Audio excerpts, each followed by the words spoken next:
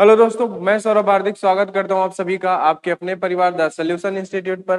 तो आज हम लोग बात करने वाले हैं भाई यहाँ से जो हम लोग कल कैलेंडर की क्लास हमने की थी। आज उसी कैलेंडर की जो है हम लोग आज क्लास नंबर 2 करने वाले हैं। ठीक है, कल हमारी पहली क्लास हो गई थी। जिन्होंने अभी तक वो क्लास ना देखी हो वो चैनल की प्लेलिस्ट पे चले जाना, वहां पे आपको रीजनिंग फुल कोर्स करके मिल जाएगा। वहां पे आप क्लास नंबर फर्स्ट जाके देख सकते हैं। और इस क्लास का पीडीएफ जो है वो टेलीग्राम पे मिल जाता है, जिसका लिंक आपको डिस्क्रिप्शन पे दिया गया है। वहां से आप पीडीएफ जो है डाउनलोड कर सकते हैं। ठीक है भाई, तो चलिए हम आज की क्लास को जो है स्टार्ट करते हैं। थोड़ा सा हम लोग बात कर लेते हैं कि कल हमने क्या पढ़ा था। ठीक है, कल हमारा जो मैटर था वो कहाँ तक हो गया था, थोड़ा सा एक बार उसको देख लेते हैं। ठीक है भाई, आ जाओ। तो कल हमने जो देखा था भाई, वो कैलेंडर की पहली क्लास हुई थी। ठीक है, और ये क्लास जो ये बैच है हमारा, ये एनटीपीसी यानी आप फाउंडेशन बैच है, कंप्लीट पढ़ाया जाएगा, किसी भी एग्जाम की तैयारी कर सकते हैं। हम लोग टारगेट एनटीपीसी को लेके चल रहे हैं। उसके बाद क्या था कि ये रेलवे एनटीपीसी के लिए हमारा जो रीजनिंग का प्रैक्टिस सेट है ये भी आपको बहुत जल्द मिलने लगेगा।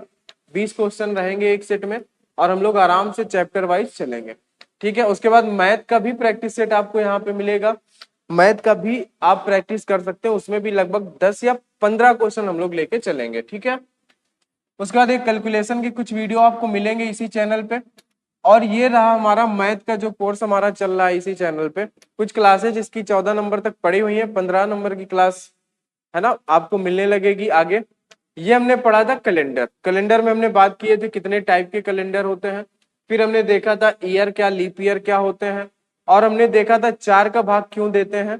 ठीक है, और हमने देखा था कि भाई 400 का भाग क्यों देते हैं, और ये फरवरी में ही ये महीना ये जो है क्यों जोड़ा गया। ये सारी चीजें हमने क्या किया था, देखा था। ठीक है भाई, उसके बाद हमारे पास क्या था कि हमने ये देखा था कि 5 साल में कितने लीप ईयर, 10 साल में कितने लीप ईयर, उसके बाद 100 साल में कितने लीप ईयर होते हैं, पहले 200 सालों में, पहले 300, पहले 400 साल में ये लीप ईयर कितने होते हैं। हमने यहां तक बात कर ली थी। ठीक है, अब चलते हैं अपने आज की क्लास में, क्लास नंबर 2 में।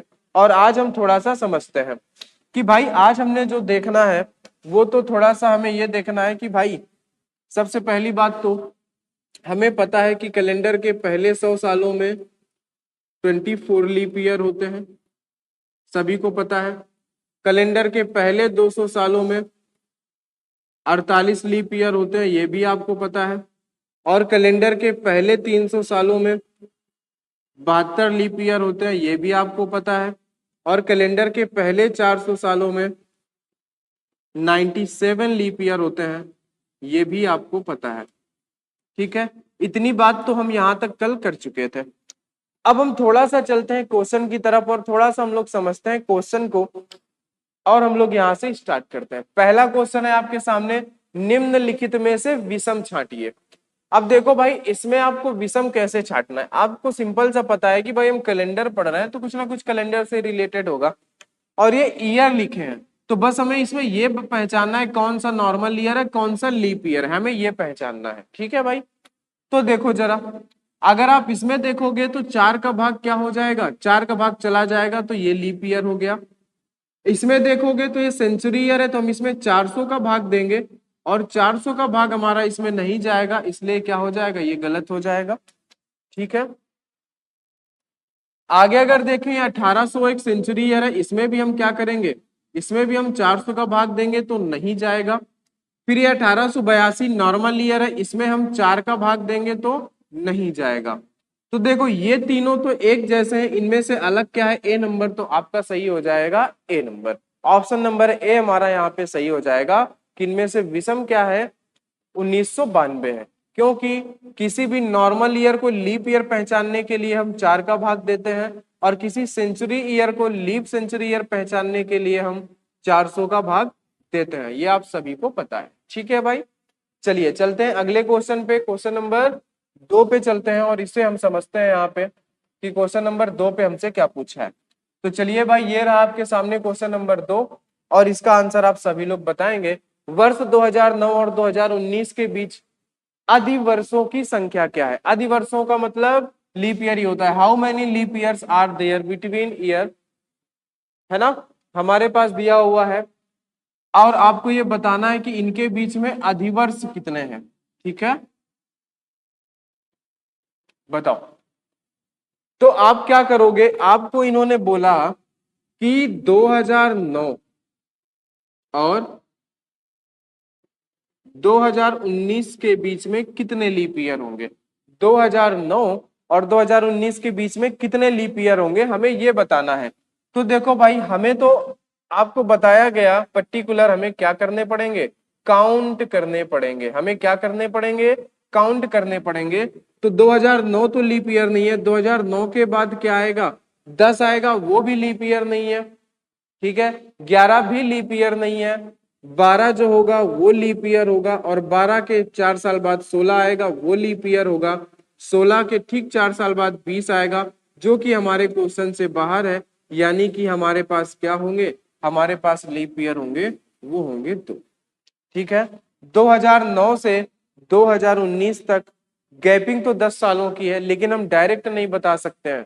ठीक है, हम क्या करेंगे, जब भी हमें पर्टिकुलर ईयर के बीच में किसी टाइम के बीच में पूछेगा तो हमें काउंट करके ही बताने हैं। चलिए भाई, आगे देखते हैं। अगला क्वेश्चन है, इस क्वेश्चन को भी हम लोग यहाँ पे समझने का काम करते हैं। ठीक है भाई, चलो। क्वेश्चन नंबर तीसरा आपके सामने है, पहली शताब्दी में कुल कितने अधिवर्ष थे। पहली शताब्दी में, अब पहली शताब्दी का मतलब क्या है कि 01 से लेके 100 तक, यही तो हुई हमारे पास फर्स्ट सेंचुरी। ठीक है, इसी को तो हम बोलेंगे पहली शताब्दी। क्या बोलेंगे इसे हम, इसी को हम बोलेंगे पहली शताब्दी। ठीक है, पहली शताब्दी। और पहली शताब्दी में कितने लीप ईयर होते हैं, कितने अधिवर्ष होते हैं। ठीक है, how many leap years we there in the first century.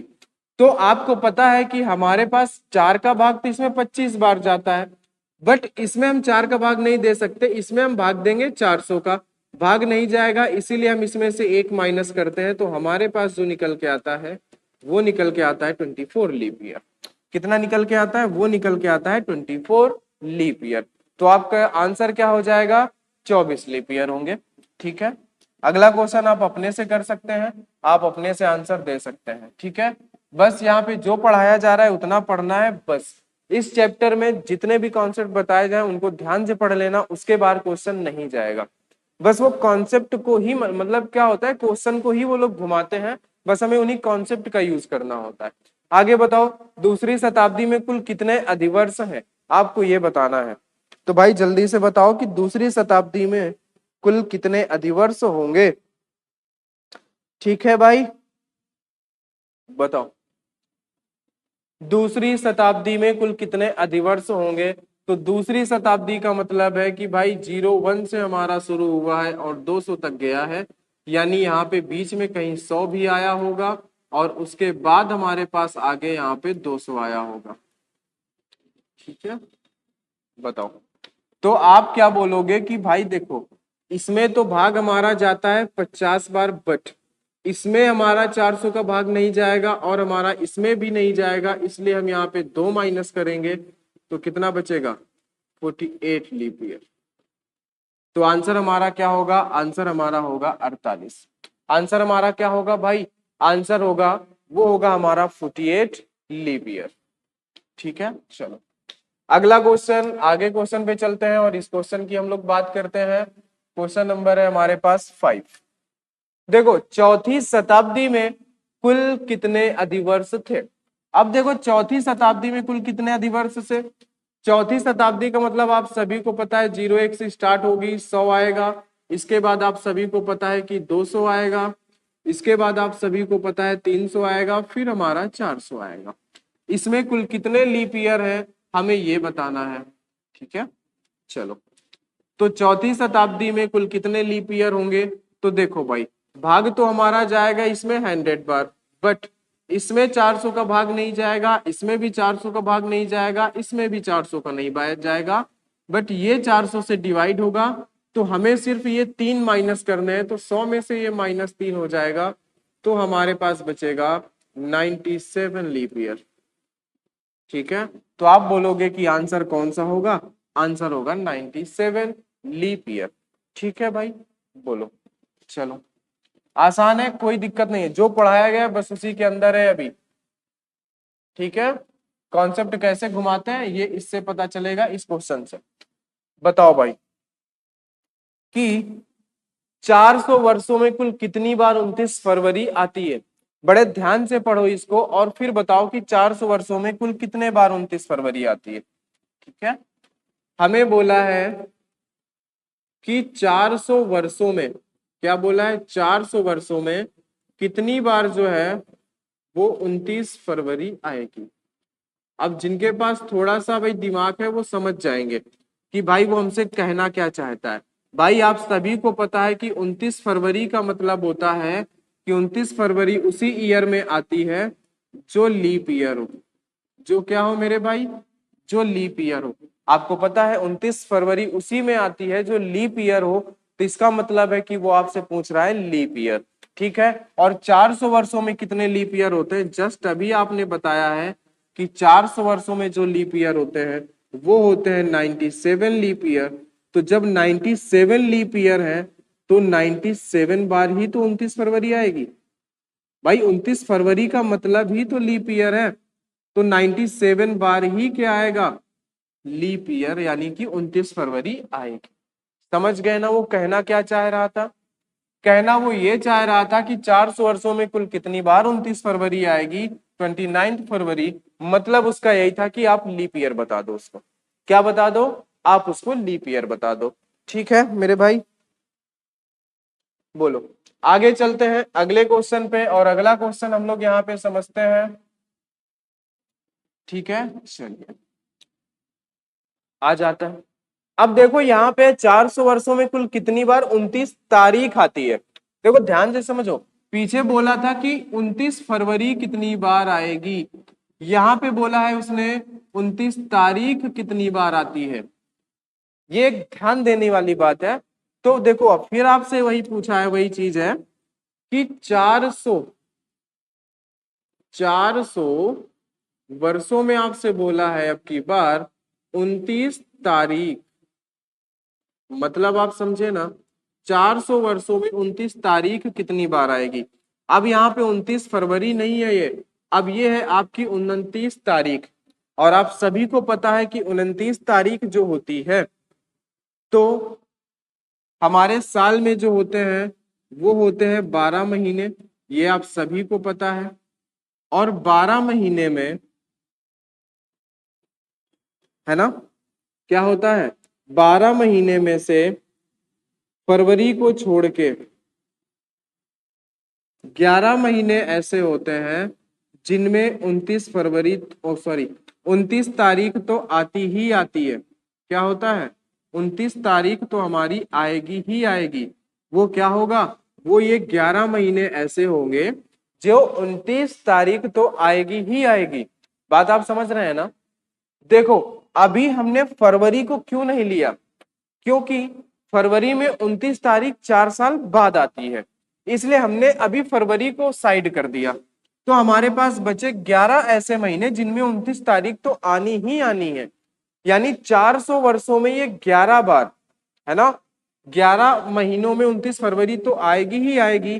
तो हम करेंगे क्या कि 400 गुणे 11, तो हमारे पास निकल के आएगा 4400, सॉरी हमारे पास निकल के आएगा 4400। तो आपको ये पता हो गया कि 4400 बार तो आनी ही आनी है 29 तारीख। 400 वर्षों में 4400 बार 29 तारीख जो है वो आएगी, क्योंकि आपको पता है कि फरवरी छोड़ के साल के 11 महीने में 29 तारीख आती ही आती है। अब हम फरवरी को कैसे काउंट करेंगे, तो फरवरी आपको पता है कि फरवरी में 29 तारीख तभी आती है जब वह ईयर लीप ईयर हो। तो बस आपको ये पता लगा लेना है कि 400 वर्षों में कितने लीप ईयर, तो 400 वर्षों में 97 लीप ईयर। तो जो हमने फरवरी छोड़ा था तो हमने उसको भी काउंट कर लिया कि 400 वर्षों में 97 बार फरवरी आएगी। कितने बार, 97 बार। तो हमने ये 400 बार तो 29 तारीख आनी ही आनी है 4400 बार, प्लस हम इसमें ये 97 जोड़ देंगे तो कितना हो जाएगा मेरे भाई, 4497 बार। कितना आएगा, 4497 बार तो आएगा ही आएगा। बताओ कितना? 4497 बार। ऑप्शन नंबर आपका सही होगा डी। बात समझ गए? पूरी बात आपको समझ में आई होगी कि 29 तारीख तो 11 महीनों में आनी ही है, तो 11 गुणे 400 4400 बार तो आएगी ही आएगी। अब फरवरी को काउंट करेंगे तो फरवरी 29 की होने को मतलब लीप ईयर, तो 400 वर्षों में कितने लीप ईयर? 97। तो 4400 प्लस 97 4497। ठीक है भाई, बोलो। अब चलते हैं आगे, समझते हैं इसको। आगे समझा जाए, चलो आगे समझते हैं। और ये बताओ क्या होगा यदि आज मंगलवार है तो आज से 37 दिन बाद कौन सा दिन होगा? अच्छा ठीक है, चलिए कोई बात नहीं है। आपको इसके पहले एक थोड़ा सा कॉन्सेप्ट बताते हैं। देखिए ये क्वेश्चन हो गए लीप ईयर वाले, जो लीप ईयर से क्वेश्चन बनते हैं कि कितने लीप ईयर, 29 फरवरी कितने की, इतने सालों में कितने लीप ईयर, ये उसके क्वेश्चन हो गए, आप इनको कर लोगे। अब हम लोग चलते हैं अपने कैलेंडर की तरफ और समझते हैं यहां से एक नया कॉन्सेप्ट। वो क्या? Odd days. देखो आपको एक बात बता दें कि कैलेंडर जो है वो पूरा का पूरा बेस्ड है ऑड डेज पर, विषम दिन पर। ठीक है, कैसे उसको समझते हैं। तो अब हम लोग बात करेंगे यहां से ऑड डेज, यानी कि जिसे हम लोग कहते हैं विषम दिन। जिसे हम क्या कहते हैं? जिसे हम कहते हैं विषम दिन। अब हम लोग बात करते हैं इस विषम दिन के बारे में। ठीक है भाई, चलो तो इस विषम दिन के बारे में हम लोग यहां से बात कर लेते हैं कि विषम दिन क्या होता है। आ जाओ, विषम दिन हम कैसे पता लगाएंगे। तो देखो भाई, हुआ क्या कि विषम दिन जो होते हैं वो कैसे हम निकालेंगे। आप सभी को पता है कि हमारे एक सप्ताह में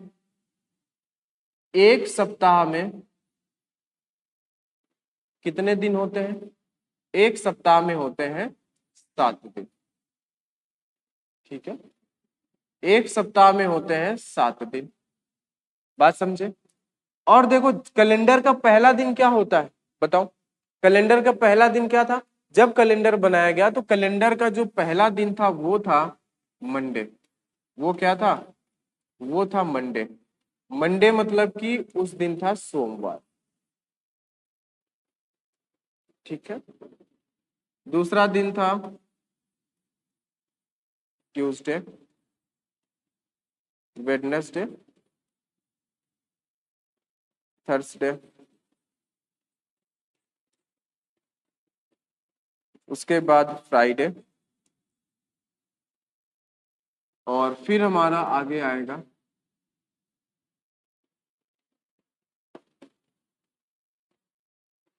सैटरडे, और फिर हमारा आगे जाके आता है संडे। संडे को हम यहाँ पे लिख देते हैं।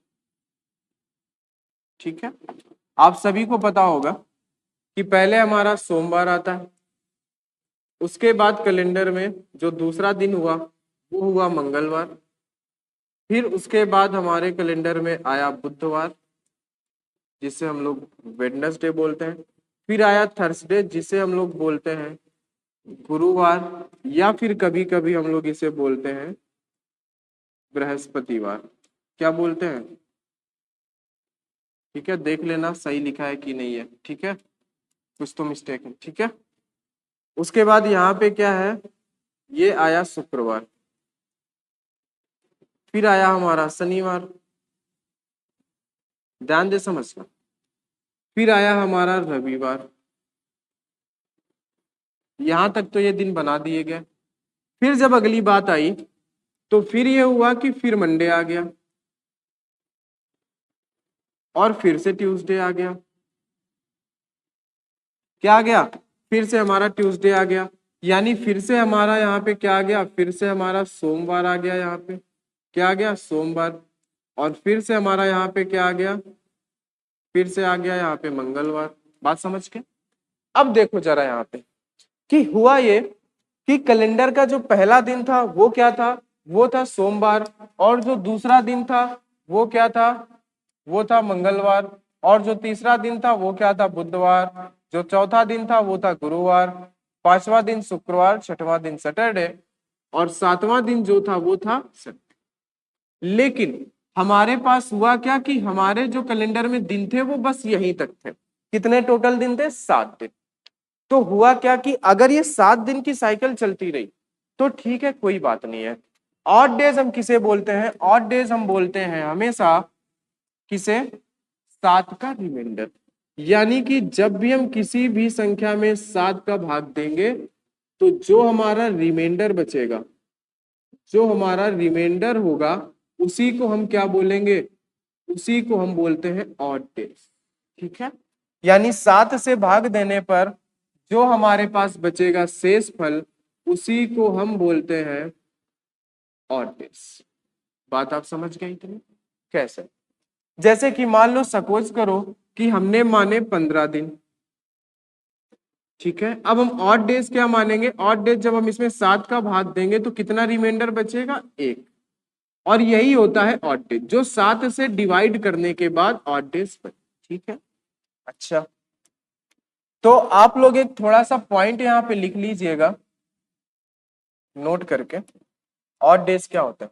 देखो, आपको इतना तो पता चला ऑड डेज क्या होता है। ऑड डेज वो होते हैं जिससे हम 7 का भाग देने के बाद जो रिमाइंडर बचे, 7 का भाग देने के बाद जो रिमाइंडर बचे वही ऑड डेज होता है। और 7 का भाग हम क्यों देते हैं? क्योंकि हमारे हफ्ते में 7 दिन ही होते हैं।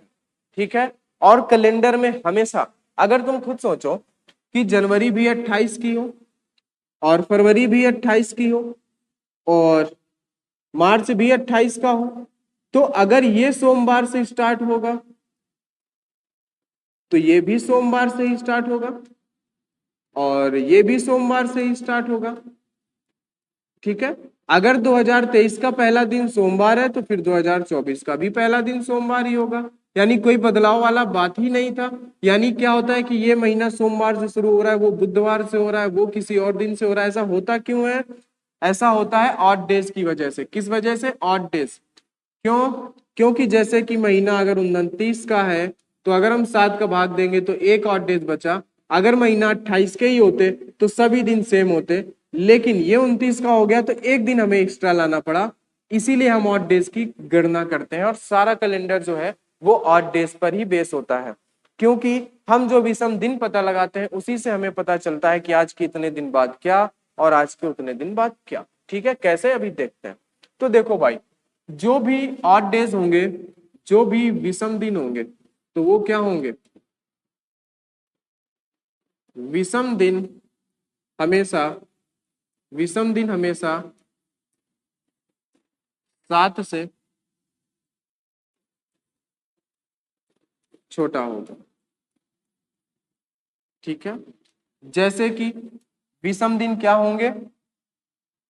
विषम दिन जैसे कि 0 हो गया, 1 हो गया, 2 हो गया, 3 हो गया, 4 हो गया, 5 हो गया और 6। यही विषम दिन हो सकते हैं। विषम दिन कभी भी 7 से बड़ा नहीं हो सकता है और ना ही 7, देखो 7 हो सकता है लेकिन हम 7 को कहते क्या है? देखो, जैसे आया 7 और 7 में आपने 7 का भाग दिया तो 0, यानी जो 7 होता है उसी को हम 0 बोलते हैं। ठीक है, तो विषम दिन हमेशा 7 से छोटा ही होगा। बात समझ गए? और एक पॉइंट लिखने वाला है कि विषम दिन, विषम दिन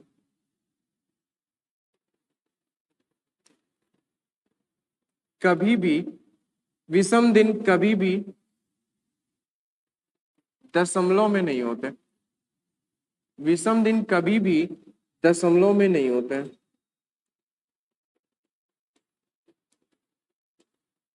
बस ये दो बातें हैं।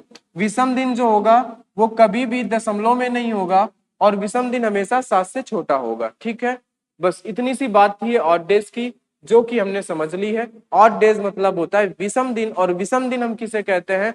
जो भी 7 से भाग देने के बाद रिमाइंडर बचेगा उसे आप विषम दिन बोलोगे। 7 का भाग क्यों देते हैं? क्योंकि हमारे हफ्ते में 7 दिन ही होते हैं, उसके बाद फिर से वही दिन चालू हो जाता है। ठीक है, अब हम इसका यूज कैसे करेंगे तो देखो जरा, ये कॉन्सेप्ट समझ में आया? अब देखो जरा, यदि आज मंगलवार है तो आज से 37 दिन बाद क्या होगा? ठीक है, बताओ जरा कितने दिन बाद। देखो, जैसे आज मंगलवार है देखो अब तुम्हें डिफरेंस बताते हैं। जैसे कि आज मंगलवार है, तो अगर बोल देता आज से 28 दिन बाद क्या होगा, तो 28 में जब आप 7 का भाग देते तो ये 0 हो जाता। और 0 का मतलब क्या होता है, 0 का मतलब होता है कुछ भी नहीं, वही दिन। बात समझ गए ना। लेकिन हमसे क्वेश्चन में बोला क्या है, हमसे बोला है कि 37 दिन बाद क्या होगा। तो यहाँ पे हम 7 का भाग दे देंगे। 7 का भाग दोगे तो 7 गुना 35, बचेगा आपके पास 2, यानी विषम दिन क्या आ गया, 2 आ गया। ठीक है ना। अब देखो एक रीजन आप और भी देख सकते हो थोड़ा सा नॉर्मल एग्जांपल में, कि हमें बताना है 37 दिन बाद क्या होगा। तो देखो जैसे आप ऐसे काउंट करते हो ना नॉर्मल, कि भाई आज देखो, आज मंगलवार है, क्या है आज, आज मंगलवार है। आज से 7 दिन बाद फिर से यही मंगलवार होगा, और आज से 7 दिन बाद फिर से यही मंगलवार होगा। ठीक है। इस तरीके से इसमें कितनी बार भाग गया है, 5 बार, 7 गुना 35। इस तरीके से ये 5 सेट बनेंगे, सॉरी 1 2 3 बन गए। फिर आगे जाओगे 4, फिर आगे जाओगे 5, और उसके बाद देखो 7, 7 दूनी 14, 7 त्रिक 21, 7 चौको 28, 7 पना 35। 35 दिन बाद ठीक वही मंगलवार होगा, लेकिन आगे हमारे कितने दिन और बचे, अभी हमें इससे आगे 2 दिन और जाना था, है ना। आप जनरली आप कैसे काउंट करते हो, ये तो करते हैं यार, आज ये है 7 दिन बाद मतलब 1 हफ्ते, और 1 हफ्ते के अलावा 2 दिन और बचे, तो 1 हफ्ते बाद तो मंगलवार ही होगा, 2 दिन और उसमें जोड़ दो। तो वही चीज है ऑड डेज। ऑड डेज का मतलब क्या होता है, ऑड डेज का मतलब यही होता है कि 7 का रिमाइंडर। अगर 7 होगा, 7 से डिवाइड है, तो भाई वही दिन होगा जो आज है, लेकिन कुछ अगर बच जा रहा है तो वो उसका मतलब क्या होगा, कि उसका मतलब है कि उसमें से हम प्लस या माइनस करेंगे। ठीक है। देखो अब ये बचा क्या, कि 2 ऑड डेज है। अब देखो हमसे पूछा क्या, एक चीज अगली पॉइंट यहाँ पे है, यदि आज मंगलवार है तो आज से 37 दिन बाद, 37 दिन बाद का मतलब होता है कैलेंडर में आगे। तो एक चीज आप ध्यान रखना है, यहाँ पे नोट कर लेना, कि जब भी हम कैलेंडर में आगे जाएंगे, जब भी हम कैलेंडर में आगे जाएंगे, तो किए हुआ जो भी विषम दिन आएगा उसे हम क्या करेंगे, प्लस करेंगे। और जब भी हम कैलेंडर में पीछे जाएंगे, तो जो भी ऑड डेज होगा उसे हम माइनस करेंगे। बात समझ गए। अब देखो हमारे पास 2 विषम दिन आया है, 2 ऑड डेज आया है, और हमसे पूछा है 37 दिन बाद क्या होगा, यानी आगे क्या होगा। तो भाई अब ये अगला सवाल, इसको हम कहाँ प्लस माइनस करेंगे, तो जो भी दिन आपको दिया हो उसी में से प्लस माइनस करेंगे। तो आप मंगलवार में से +2 करोगे, ठीक है, तो आपके पास क्या आ जाएगा, थर्सडे आ जाएगा, यानी कि गुरुवार आ जाएगा। क्या आ जाएगा मेरे भाई, आप बताओगे कि थर्सडे आ जाएगा। क्या आ जाएगा भाई, थर्सडे आ जाएगा। बोलो बात आपको समझ में आ रही है या नहीं, क्या आ जाएगा मेरे भाई, थर्सडे आ जाएगा। ठीक है, बोलो बात समझ गए आप, बताओ भाई बात आपको समझ में आ रही है या नहीं। ठीक है, बोलो भाई बात समझ में आ रही है तो ठीक है, चलिए आगे बढ़ते हैं और आगे समझते हैं। अगला क्वेश्चन, अगला क्वेश्चन देखो, आपको धीरे धीरे समझ में आएगा। अब ये सोचो कि एक ही क्वेश्चन में सारी चीजें आ जाए तो नामुमकिन है। यहाँ पे देखते हैं, यदि आज गुरुवार है तो आज से 22 दिन बाद क्या होगा। देखो आज गुरुवार है तो आज से 22 दिन बाद, तो हमें पता करने होते हैं ऑड डेज, क्योंकि जो भी दिन में बदलाव आएगा वो विषम दिन के कारण आएगा। तो भाई 22 दिन बाद का मतलब, 7 का भाग देने का मतलब ये होता है कि हम उसमें से 7 के सेट हटा देते हैं, है ना। तो 7 त्रिक 21, यानी 3 बार 7 के सेट बनेंगे, बचेगा हमारे पास एक ऑड डेज, जिसकी वजह से दिन बदलेगा। अगर 7 का ही सेट होगा, अगर 7 का ही सेट होता तो क्या होता, बताओ। 7 का ही अगर सेट होता तो 21 होता, तो कोई और डेज नहीं, गुरुवार ही होता। अब देखो हमारे पास विषम दिन आया एक, हम इसको कहाँ पे, 22 दिन पहले कौन सा दिन, देखो अब यहाँ पे बोला है 22 दिन पहले, क्या बोला है, 22 दिन पहले। और 22 दिन पहले का मतलब हम कैलेंडर में जाएंगे पीछे, हम कैलेंडर में जाएंगे पीछे। तो हम इसको करेंगे माइनस, और किसमें करेंगे, जो भी दिन दिया है। तो गुरुवार में से आप अगर एक माइनस करोगे तो आपके पास क्या आ जाएगा, बुधवार, यानी कि वेडनेसडे। समझ गए आप? ठीक है भाई मेरे, कोई बात नहीं, आगे चलते हैं। अगला क्वेश्चन देखते हैं। अगला क्वेश्चन आपके सामने है, आज 4 अगस्त मंगलवार का दिन है, तब इसी माह की 26 तारीख को कौन दिन होगा। देखो बोला इन्होंने बड़ी चालाकी से है कि अगस्त में, महीना अगस्त का ही है, महीना अगस्त का ही है। इन्होंने बोला है 4 अगस्त को मंगलवार है, तो उसी महीने की 26 तारीख को क्या होगा। तो अब हमारा जो भी दिन बदलेगा इन बीच में आने वालों की वजह से बदलेगा। तो 26 में से 4 घटाओगे तो बचे बीच में 22 दिन।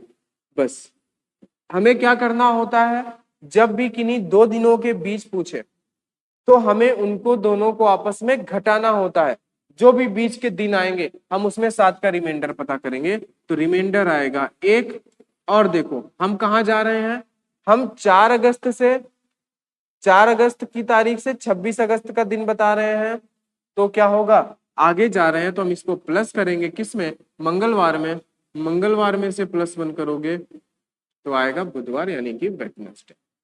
बात समझ गए? ठीक है, चलिए भाई आगे बात को समझते हैं। ठीक है मेरे भाई, चलो आगे समझते हैं इसको। किसी महीने की 30 तारीख को रविवार था, तो उसी महीने की 1 तारीख को क्या होगा। अब देखो किसी महीने की 30 तारीख को रविवार था, तो उसी महीने की 1 तारीख को क्या होगा, बीच के दिनों की गैपिंग 30 में से 1 गया, 29 की है। अब हम इसमें 7 का भाग देके, 8 डेज हमेशा 7 से छोटा होता है, और 8 डेज कौन से होते हैं, जिन दिनों की वजह से बदलाव होता है। तो देखो यहाँ पे 30 है, अगर 1 का पूछा है मतलब कि जो बीच में दिन आए हैं उनकी वजह से बदलाव होगा। बीच में कितने दिन आए हैं, 29 दिन आए हैं, तो 29 तो अभी 7 से बड़ा है, तो हम 7 का भाग देंगे, 7 चौके 28, बचेगा 1। अब रिमाइंडर बचा हमारे पास 1। अब इसको हम क्या करेंगे, तो आपने देखा कि हम मान लेते हैं किसी भी महीने के, एक महीने के अंदर है, तो हम उसमें से 30 तारीख से हम 1 तारीख में जा रहे हैं, यानी 30 से 1 तारीख में जा रहे हैं, यानी हम पीछे जा रहे हैं उस महीने में। और जब हम पीछे जा रहे हैं तो हम रविवार में से 1 माइनस करेंगे, तो आंसर आएगा आपका सैटरडे, यानी कि शनिवार। क्या आएगा, सैटरडे आएगा, यानी कि शनिवार आएगा। बात आप समझ रहे हैं, उम्मीद है आपको बात समझ में आ रही होगी। ठीक है भाई, चलिए आगे क्वेश्चन देखते हैं। अभी ये ऑड डेज पे ही बेस्ड है, इसलिए हम लोग कर रहे हैं, और ऑड डेज आपको बता दिया गया है होता क्या, और पूरा कैलेंडर अब जो हम पढ़ने वाले वो ऑड डेज पे ही है। ऑड डेज का मतलब आप समझते हो ना, आपसे कोई पूछता है यार आज 30 तारीख है, तो 15 तारीख को कौन सा दिन होगा, तो आप पहले बीच के दिन काउंट करते हो, फिर उसमें से बोलते हो यार आज सोमवार है, 7 दिन बाद भी सोमवार, फिर 7 दिन बाद ये बचा 1 दिन और, यानी मंगलवार होगा। तो बस वही चीज है ना, ये ऑड डेज काउंट करना है। यदि आज शुक्रवार है तो आज से 60 सप्ताह बाद कौन सा दिन होगा। अब देखो जरा थोड़ी सी एक बात, हमारे सप्ताह में 7 दिन होते हैं, तो जब भी सप्ताह बोलेगा ना, जब भी सप्ताह बोलेगा तो हमेशा जो ऑड डेज आएंगे, जो भी विषम दिन होंगे, तो वो क्या होंगे, 0 होंगे। क्या होंगे, विषम दिन हमेशा उसमें 0 ही आएगा। क्यों भाई, सप्ताह है ना वो, तो सप्ताह का मतलब 7 दिन। बताओ 60 सप्ताह देख लो, खुद ही देख लो, 60 सप्ताह है, एक सप्ताह में 7 दिन, यानी 60 सप्ताह में कितने, 42 दिन, सॉरी 420 दिन, 7 से भाग करोगे, 7 छंग 42, कुछ नहीं बचा, रिमाइंडर 0 हो गया। तो जब भी सप्ताह देगा तो सप्ताह में हमेशा ऑड डेज 0 ही आते हैं, ये आपको ध्यान रखना है। ये एक कॉन्सेप्ट था यहाँ पे कि सप्ताह में हमेशा जो भी ऑड डेज होंगे वो 0। भाई 7 की साइकिल का मतलब ही तो सप्ताह होता है, और 60 सप्ताह मतलब 7 7 के 60 सेट, मतलब कि वही दिन आएगा। तो क्या आएगा, जब हमारे पास रिमाइंडर 0 बचा तो हम इसमें 0 करेंगे, तो आंसर हमारा शुक्रवार ही तो आएगा। 60 सप्ताह बाद क्या होगा, शुक्रवार ही होगा। ठीक है, चलो सप्ताह में हमेशा ऑड डेज 0 आते हैं। अब देखो थोड़ा सा इस क्वेश्चन को देखते हैं, पढ़ते हैं, थोड़ा सा इसमें बदलाव है, आ जाओ। यदि बीते हुए कल से 3 दिन पहले रविवार था, यदि बीते हुए कल से 3 दिन पहले रविवार था और आने वाले कल के 3 दिन पहले क्या होगा। ठीक है, देखो इस क्वेश्चन में एक चीज ध्यान रखनी है, थोड़ा सा कॉन्सेप्ट है, छोटा सा, कोई बात नहीं है। अगर इस क्वेश्चन में कहीं भी आज आ जाए या इस क्वेश्चन में कहीं भी कल आ जाए तो हमें क्या करना है। देखो अगर इस तरह के क्वेश्चन में कहीं भी आज दिखे तो आज का हम ऑड डेज नहीं काउंट करेंगे, 0 होगा। अगर कल बोलता है तो हम उसका ऑड डेज 1 काउंट करेंगे। बस ये था, बात समझ गए, ये कॉन्सेप्ट है इस क्वेश्चन का। तो अब पढ़ो जरा, यदि बीते हुए कल से 3 दिन पहले, तो कल आया है तो कल का 1 दिन हो गया। ठीक है, बीते हुए कल, कल का 1 दिन, और उससे 3 दिन पहले तो 3 दिन तो ये ऑलरेडी है, रविवार था। तब आने वाले कल, आने वाले कल का 1 दिन और उसके भी 3 दिन बाद क्या होगा। तो टोटल दिन कितने हो गए, टोटल दिन हो गए 3 3 6 7 8, यानी 8 दिन की गैपिंग हुई। 8 में से हम क्या करेंगे, 7 का भाग देंगे, रिमाइंडर बचेगा हमारे पास 1। रिमाइंडर क्या बचेगा भाई, रिमाइंडर बचेगा 1, रिमाइंडर 1 बचेगा। और हमसे पूछा है बाद में क्या होगा, यानी कि हम आगे जा रहे हैं तो हम प्लस करेंगे, तो रविवार में से 1 प्लस कर दोगे तो आंसर आ जाएगा सोमवार। ठीक है, अब थोड़ा सा इसको प्रैक्टिकल देखते हैं। यदि बीते हुए कल से 3 दिन पहले, जैसे कि मान लो हम आज हैं, तो बीता हुआ कल यही तो होगा, बताओ, बीता हुआ कल यही होगा। ये बीते हुए कल से 3 दिन पहले 1 2 और 3, यहाँ पे रविवार है, यहाँ पे क्या है, रविवार है, सॉरी। ठीक है, बीते हुए कल से 3 दिन बाद क्या है, रविवार है। बताओ, ये बीता हुआ कल है और इसके भी 3 दिन पहले 1 2 और ये 3 हुआ ना, ध्यान से। फिर बोला है तब आने वाले कल, आज का आने वाला कल क्या होगा, ये होगा, आने वाला कल यही तो होगा। बताओ भाई, बीता हुआ कल पीछे है, आने वाला कल आगे है, आने वाले कल के 3 दिन बाद क्या होगा, तो आने वाले कल के पहला दिन, दूसरा दिन और 3 दिन बाद यहाँ क्या होगा। बताओ कितने दिन की गैपिंग हुई, बताओ, 2 2 4 2 6 2 8 दिन की गैपिंग हुई कि नहीं हुई, बताओ जरा, बोलो। और हम इसीलिए इसको हम लोग 0 काउंट करते हैं, कोई लेना देना नहीं है इससे हमारा, बोलो। तो बीते हुए कल का 1 दिन, उसके 3 दिन आगे 4, आने वाले कल का 1 दिन 5, उसके 3 दिन आगे 8। बात समझ गए, ठीक है, चलिए। तो ये था थोड़ा सा आपको समझाने का सामने से कि आप समझ सकें। अब आगे देखते हैं अगला क्वेश्चन। अगला क्वेश्चन है यहाँ पे आपके सामने, अगला क्वेश्चन आप आराम से कर लोगे, कोई दिक्कत वाली बात नहीं है। चलो, यदि बीते हुए कल से 5 दिन पहले, बीते हुए कल का पता है आपको, कल आएगा तो हम 1 दिन लेंगे, उसके 5 दिन पहले 5 दिन ये हो गए, क्या था, सोमवार था। ठीक है, तब आने वाले कल का 1 दिन, 8 दिन बाद क्या हो। बस हमें पहचानना है कि हम कैलेंडर में आगे जा रहे हैं या हम कैलेंडर में पीछे जा रहे हैं। यदि बीते हुए कल से कल का 1 दिन, टोटल दिन कितने हुए, 8 2 10 5 15, टोटल दिन कितने हुए, 15। ऑड डेज निकाल लो, 7 का भाग दोगे, ऑड डेज बचेगा 1। पीछे ऑड डेज कितना बचा था, पीछे 1 ही बचा था, यहाँ पे भी ऑड डेज 1 बचा। अब हमें 8 दिन बाद बताना, यानी आगे जाना है, तो हम सोमवार में से अगर +1 कर देंगे तो आंसर आ जाएगा हमारा मंगलवार, यानी कि ट्यूसडे। आंसर क्या आ जाएगा, आंसर आ जाएगा हमारा ट्यूसडे। ठीक है भाई, चलो आगे अगला क्वेश्चन करते हैं और अगला क्वेश्चन समझते हैं। चलो भाई आ जाओ, अगला क्वेश्चन।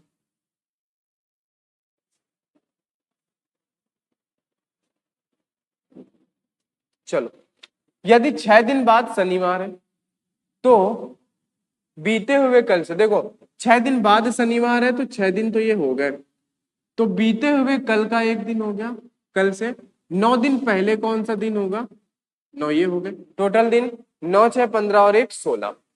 16 में से हम 7 का भाग देंगे, रिमाइंडर बचेगा हमारे पास 2। रिमाइंडर कितना बचेगा, रिमाइंडर बचेगा 2। और बोला है 9 दिन पहले, पहले कौन सा दिन, पहले का मतलब पीछे, और कैलेंडर में जब भी हम पीछे जाते हैं तो माइनस करते हैं, किसमें, दिए हुए दिन में। दिया हुआ दिन शनिवार है, शनिवार में से 2 माइनस करोगे तो क्या आएगा, आएगा आपका थर्सडे, गुरुवार आएगा। 2 दिन पीछे, 1 दिन पीछे शुक्रवार, 2 दिन पीछे गुरुवार। ठीक है, बात समझ गए। चलिए अगला क्वेश्चन देखते हैं।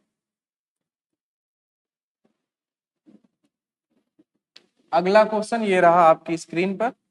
यदि बीते हुए कल से 10 दिन पहले, बीते हुए कल का एक दिन आएगा और उसके भी 10 दिन पहले का 10 योग, सोमवार था, तब आज से 5वां दिन कौन सा होगा। तब आज से, देखो आज का हम नहीं काउंट करते हैं, आज का हम 0 काउंट करते हैं। ठीक है, आज से 5वां दिन कौन सा होगा। अब देखो भाई 5वां दिन क्या है, ध्यान से समझो। यहां पे क्या था, यहां पे था कि 9 दिन पहले क्या होगा, या तो क्या बोलता था 5-8 दिन बाद क्या होगा।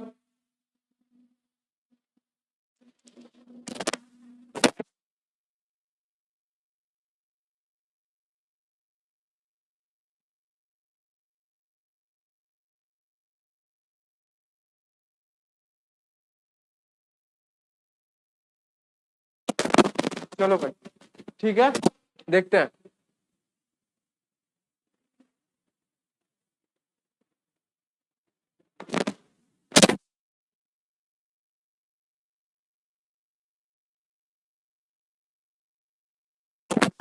ठीक है भाई, चलो तो देखो यहाँ पे देखना, बोला है 8 दिन बाद क्या होगा, या तो बोलता है पहले क्या होगा, लेकिन यहाँ पे इसने ये बोला है 5वां दिन क्या होगा। तो एक बात समझो, जो आज से 5वां दिन होगा, देखो बात समझना, जो आज से 5वां दिन होगा, जो आज से 5वां दिन होगा, वही आज से 4 दिन बाद। आज क्या है, देखो जैसे मान लेते हैं कि आज है बुधवार, है ना, आज 25 तारीख है, आज है बुधवार, है ना, 25 सितंबर 2024 है, बुधवार है। तो हम क्या करेंगे, आज है बुधवार, तो बुधवार से 5वां दिन कौन सा होगा, पहला दिन, दूसरा दिन, तीसरा दिन, चौथा दिन, 5वां दिन। ठीक है, बुधवार से 5वां दिन क्या होगा, गुरुवार, शुक्रवार, शनिवार, रविवार, सोमवार होगा। ध्यान से समझिए, सोमवार। तो देखो आज से 5वां दिन क्या होगा, सोमवार होगा। बात समझे आप, नहीं समझे आप, समझ गए आप। चलो आज से 5वां दिन सोमवार, और आज से 4 दिन बाद क्या होगा, तो आज से, आज तो ये हो गया 4 दिन बाद, पहला, दूसरा, तीसरा, चौथा, 4 दिन बाद सोमवार ही तो होगा। आज से चौथा दिन नहीं, आज से 4 दिन बाद सोमवार होगा। बात समझ गए। तो आपको क्या करना है, जब भी क्वेश्चन में अगर वाह लगा हो, जैसे यहाँ पे लगा है 5वां दिन, 6वां दिन, तो हम क्या करते हैं, हम आंसर हमेशा देते हैं बाद या पहले से। तो बस हमें इसको कुछ नहीं करना है, अगर यहाँ पे दिया था 5वां दिन, तो हम इसको मान लेंगे 4 दिन बाद, बस इतना सा। तो हम इसको 5 दिन ना मान के हम इसको 4 दिन मानेंगे। बस इसके लिए आपको ये समझाया गया, और उम्मीद है आप ये समझ गए हैं कि आज से 5वां दिन जो है वही आज से 4 दिन बाद है। समझ गए, ठीक है, चलिए।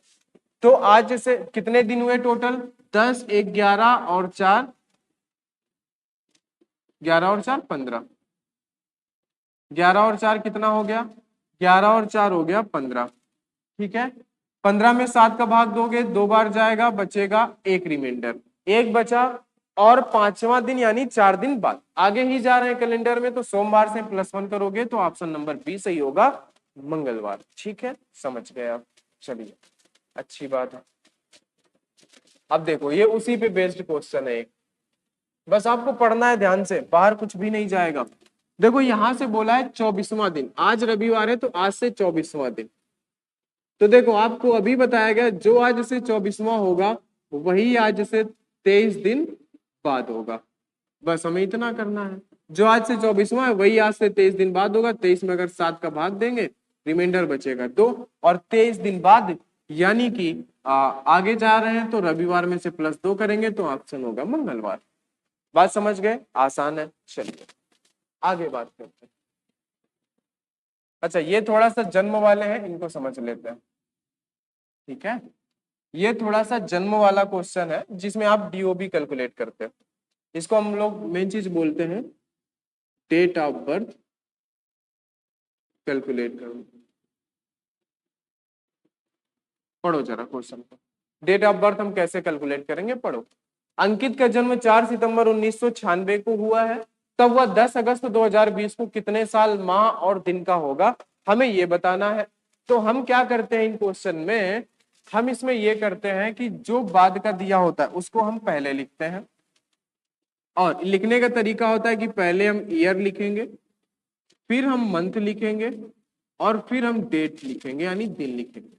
तो बड़ा सबसे ये है क्या, 2020 है ईयर, मंथ क्या है, अगस्त है, अगस्त का मतलब होता है 8, और तारीख कितनी है, 10। उसके बाद हम इसको लिखते हैं, तो हमारा यहाँ पे क्या है, 1996 है, और फिर है हमारा सितंबर, सितंबर का मतलब 9, और फिर है हमारा 4। बस अब कुछ नहीं करना होता, हमको घटा देना होता है, बस घटा दो इसको। तो आपने देखा 10 में से 4 गए 6, ठीक है, और 6, और देखो ऑप्शन अगर देखोगे तो लास्ट में दिन 6 है, और 6 दिन वाला बस एक ही ऑप्शन है, और वो है ये, ठीक है, ये वाला। तो ऑप्शन नंबर सी तो सही हो जाएगा। ठीक है, आप ऐसे भी कर सकते हो, लेकिन पूरा कर लेते हैं। अब देखो 8 में से 9 नहीं जाएगा, नहीं घटेगा, तो हम क्या करेंगे, इधर से उधार लेंगे। इधर से जब आप उधार लोगे तो आप देखो उधार किससे ले रहे हो, सामने वाले की पहले औकात देखो, तो वो साल है। तो जब आप साल से उधार लोगे तो छोटा मोटा बात नहीं करेगा, वो बोलेगा भैया हम 1 साल उधार देंगे, लेना है तो लो, नहीं तो निकलो। तो आप क्या बोलोगे, दे दो भाई, तो वो 1 साल उधार देगा। 1 साल उधार देने का मतलब, 1 साल उधार देने का मतलब 12, ठीक है। 1 साल उधार देने का मतलब है कि वो आपको देगा 12, ठीक है। 12 महीने उधार देगा, तो 12 और 8 कितना हो जाएगा, 20, ठीक है। 12 8 20, 20 में से 9 जाएगा तो कितना बचेगा, 11, और इधर बचा कितना आपके पास, 2019, और 19 में से अगर आप 96 घटाते हैं तो 3, और 19 और 3 हो जाएगा आपके पास 23। तो वो 23 साल 11 माह 6 दिन का है, 23 साल 11 माह 6 दिन का। बात समझ गए ना? यहाँ तो ठीक है, कोई बात नहीं है, समझ गए। जब भी हम सामने वाले से उधार लेते हैं तो देखते हैं क्या, अगर साल से हम उधार ले रहे हैं तो वो 1 साल ही उधार देगा, अगर हम मंथ से उधार ले रहे हैं तो 1 मंथ ही उधार देगा। बात समझ रहे हैं आप? ठीक है, चलिए अगला। बस ये आज का आखिरी क्वेश्चन है, इसको समझ लेते हैं फिर हम आगे बढ़ेंगे कल। ठीक है, चलिए इसको देखो जरा, लिखने का तरीका क्या होगा, हम ईयर लिखेंगे पहले, फिर हम मंथ लिखेंगे, और फिर हम डेट लिखेंगे। ठीक है, चलो ईयर हमारे पास क्या है, 2020 है। मंथ हमारे पास क्या है, जुलाई है, 7वां महीना है। डेट हमारे पास क्या है, 5 है। अब ये क्या है, 2000 है, और अक्टूबर है, यानी कि हमारे पास क्या है, अगस्त सितंबर और अक्टूबर, 10वां महीना है, और 10 तारीख भी है। घटा दो। तो अब आप क्या करोगे, आप जब घटाओगे ना तो घटा नहीं पाओगे, क्यों, क्योंकि 5 में से 10 जाएगा ही नहीं। तो हम क्या करेंगे, इससे पूरा पूरा 1 महीना उधार लेंगे, और महीना उधार लेने से पहले हम देखेंगे वो महीना कौन सा है। तो महीना तो ये है 7वां, 7वां महीना है जुलाई का, और जुलाई का महीना होता है 31 का, तो वो पूरे के पूरे दिन उधार देगा, तो ये 31 उधार देगा। तो 31 और 5 कितना हो जाएगा, यहाँ पे हो जाएगा 36, 36 में से 10 जाएगा तो बचेगा आपके पास 26। बात समझे? अब इसने 7वां महीना उधार दे दिया तो इसके पास कितने महीने बचे, इसके पास 6 महीने बचे। अब बताओ, अब यहाँ पे 6 महीने बचे, 6 में से फिर 10 नहीं जाएगा, तो अब ये साल से उधार मांगेगा, तो ये पूरा पूरा 1 ईयर देगा। जब भी हम मंथ से उधार लेते हैं तो ये पूरा पूरा 1 मंथ उधार देता है, तो ये 20 उधार देगा 1 साल। तो 12 और 6 18, 18 में से 10 चला जाएगा, 8 बचेगा। अब इधर बचा हमारे पास 2019, 2019 में से 2000 जाएगा तो कितना बचेगा, बताओ। 2020 में से 2000 जाएगा तो 19 बचेगा, तो वो 19 साल 8 महीने 26 दिन का है। 19 साल 8 महीने 26 दिन का है। बात समझे क्या? इतनी समझ गए हो तो एक इंपॉर्टेंट बात आपको बता देता है कि देखो, एक चीज ध्यान रखने वाली बात है कि हमने जैसे यहां से महीना उधार लिया तो हमने देखा वो महीना कौन सा है, कितने दिन का होता है। और देखो अगर यहीं पे फरवरी होती, ध्यान से सुनना, यहीं पे अगर फरवरी होती तो नॉर्मल ईयर की फरवरी होती तो वो 28 दिन उधार देती। लेकिन अगर वो लीप ईयर जैसे 2020 था और यहाँ पे फरवरी होती तो वो 29 दिन उधार देती। बात समझ रहे हैं ना? बस इतनी सी बात थी। नॉर्मल ईयर की फरवरी होती तो 28 दिन उधार जाएंगे, लीप ईयर की फरवरी होती तो 29 दिन उधार जाते, बस बात खत्म। और आज की क्लास में इतना ही। आगे हम लोग मिलते हैं नेक्स्ट क्लास में, तब तक के लिए सभी को बहुत बहुत धन्यवाद। जिन्हें भी क्लास अच्छी लगी है तो क्लास को भाई लाइक जरूर कर देना, चैनल को सब्सक्राइब कर लेना। आगे हम लोग मिलते हैं नेक्स्ट वीडियो में, तब तक के लिए सभी को बहुत बहुत धन्यवाद।